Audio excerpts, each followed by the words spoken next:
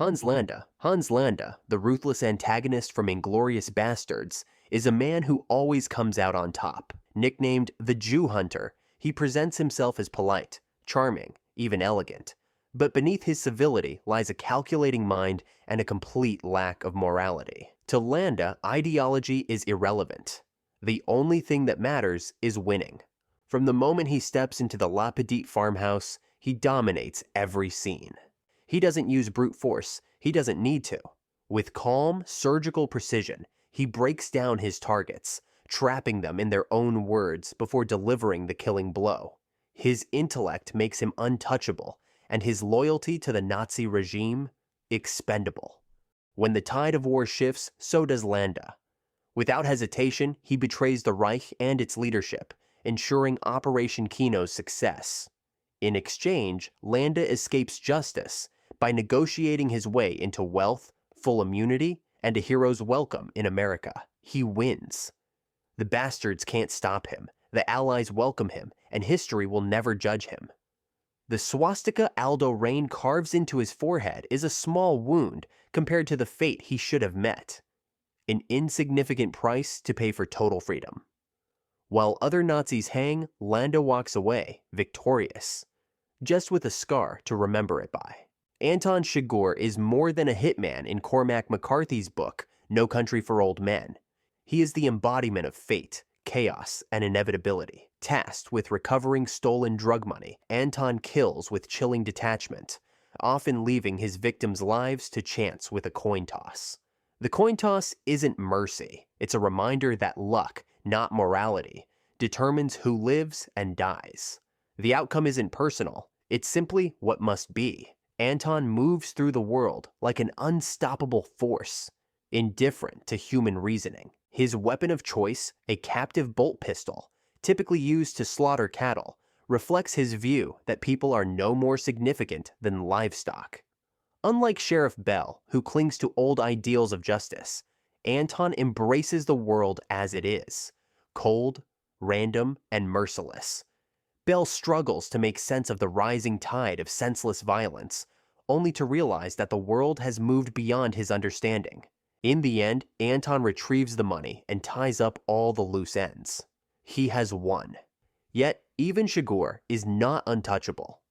When a random car accident leaves him injured, he limps away, seemingly undeterred. But the crash serves as a warning. He is not beyond the forces of chance either. Fate may guide his hand, but it does not grant him immunity. Aaron Stampler, the seemingly meek and stuttering altar boy from the movie Primal Fear, based on William Deal's novel, is accused of brutally murdering an archbishop. Found covered in blood at the crime scene, Aaron insists he didn't commit the crime. Defended by hotshot lawyer Martin Vale, Aaron's soft-spoken demeanor and traumatic past convince Vale and the audience that he's a victim of abuse, not a killer.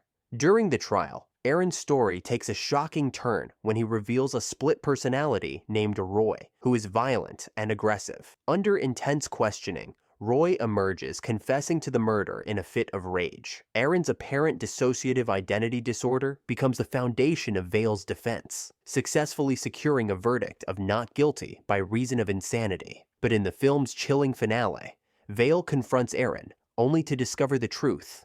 The Roy persona was an elaborate lie. The mild-mannered, timid boy was a facade created to manipulate everyone around him. Roy is Aaron's true self, a cold, calculating killer who smugly confesses his deception to Vale after the trial. Aaron Stampler's victory is chilling because it's a complete reversal of expectations. He doesn't just win his freedom, he does so by outsmarting everyone, leaving Vale and the audience stunned and abused. Medea. Euripides' Medea is one of the most infamous tragedies of ancient Greece, a tale of betrayal and vengeance. Medea gave up everything for Jason, her home, her family, and even her own brother's life, to help Jason claim the Golden Fleece. In return, he promised her a future. Instead, after 10 years of marriage, Jason abandons her for the king's daughter. Stripped of her status and dignity, she is left with nothing.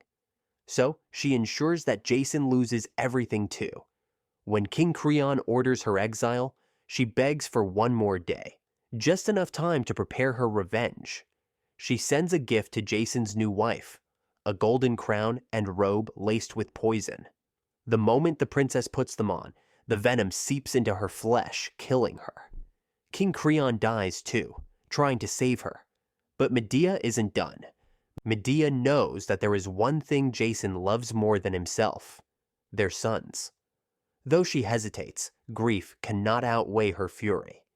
She murders her sons, ensuring that Jason's legacy dies with them. When Jason arrives to confront her, she is gone, and so are their sons' bodies. Medea escapes in a chariot sent by her divine grandfather, Helios. Unlike most Greek tragedies, she faces no punishment, no remorse, no divine retribution. She just wins. And that is the end of it. Patrick Bateman. Patrick Bateman, the monstrous protagonist of American Psycho, is a man lost in a world of excess, wealth, status, and violence. By day, he blends into a sea of identical yuppies, so generic they can't even tell each other apart. Names blur, identities are confused, and in a world this shallow, no one is truly seen. By night, Bateman indulges in brutal killings, feeding his need for control and superiority. But as his crimes escalate and his mental health spirals, something strange happens. He confesses to his lawyer, only to be laughed off as a joke. Paul Allen, the colleague Bateman supposedly murdered, was apparently seen in London. Allen's apartment, where Bateman left the bodies, is in pristine condition, now up for sale. But that doesn't mean the murders didn't happen. Sure, some of the more outlandish scenes in the movie are probably only happening in Bateman's mind. However, the reason no one knows Paul Allen is dead is the same reason Bateman suddenly has an alibi. Because no one in this world has a real identity. His lawyer, like everyone else, mistakes both him and Paul Allen for someone else entirely. The landlady's eerie demeanor suggests that she knows Bateman did something.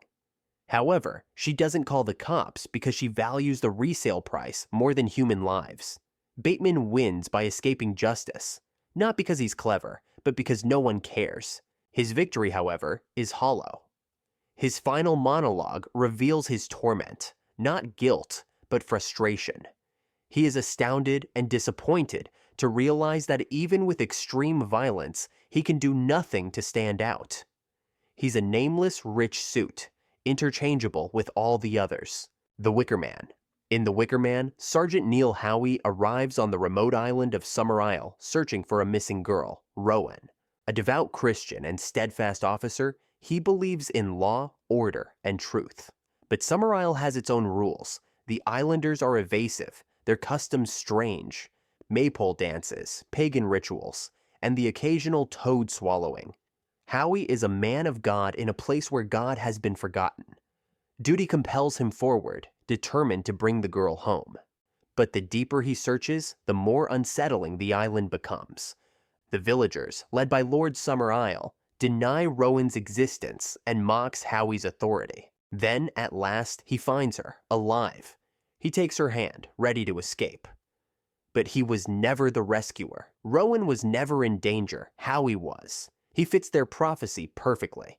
A man of authority, someone who came of his own volition, a virgin and a fool. Howie protests, invoking the law and God, but neither holds power here. The towering Wicker Man awaits. However, Howie does not beg for mercy.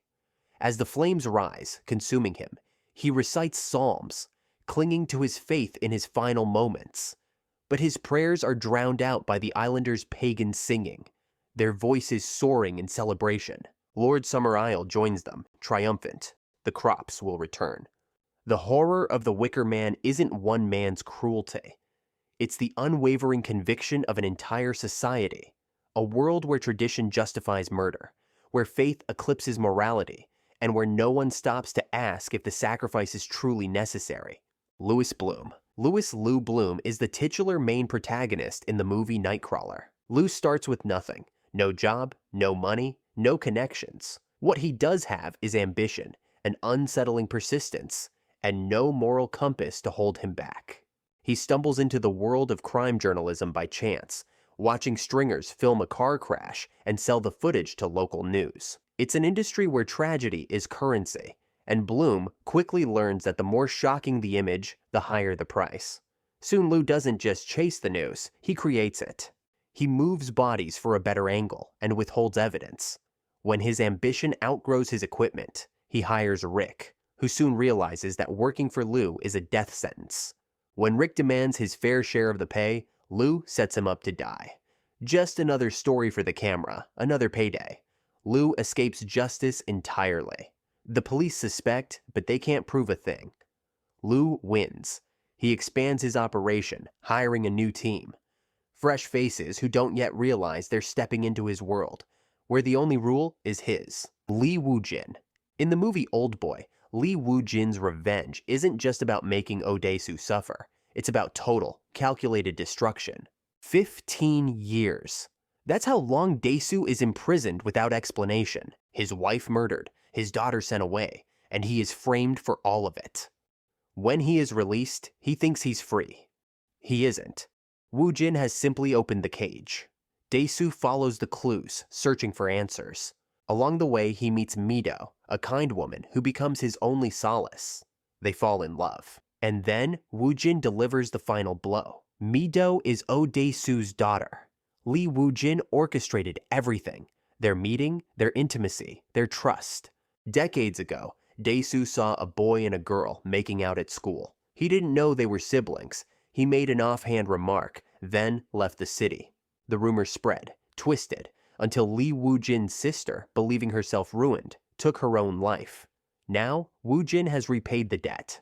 Daesu crumbles. He begs, grovels, and even cut out his own tongue, but it's meaningless. Lee Woo-jin has already won. His enemy is broken beyond repair, left to live with an unbearable truth. His revenge is complete, and with nothing left, he ends his own suffering. Daesu undergoes hypnosis to forget.